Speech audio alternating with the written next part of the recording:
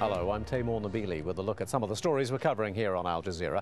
Israel has agreed to let more goods into Gaza. The Hamas-run territory has been under Israeli blockade since Hamas took control of the Strip in 2007. The Israeli government has now decided to let in some goods, including food and educational material. International pressure has been growing on Israel to ease restrictions since last month's deadly raid on a fleet of aid ships. Hamas has rejected Thursday's gesture as propaganda. The problem for us is not enter for some kinds of food or some material. We need to end and lift the siege completely, not partially.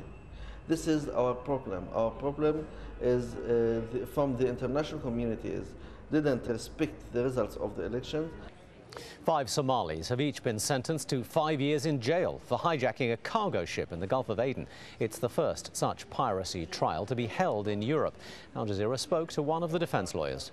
Many of them were pushed into this so-called profession because of illegal fishing by European and first world countries, as well as dumping of toxic waste by those same countries, and alongside that, a total disregard for actual support of the Somali nation. And that has led to these types of people who were fishermen being driven into piracy.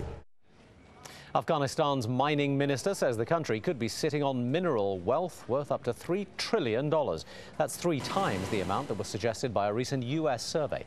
Afghan experts say resources including copper, lithium, iron ore and even oil are sitting beneath the country's rugged landscape.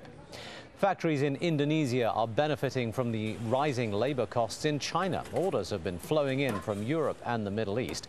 But Al Jazeera has been told that workers in Indonesia are seeing little benefit from the boom. This is not made in China anymore. It's made in Indonesia. With its low wages and its loyal workforce, Indonesia has become a major producer of shoes. But the workers are starting to wonder what's in it for them.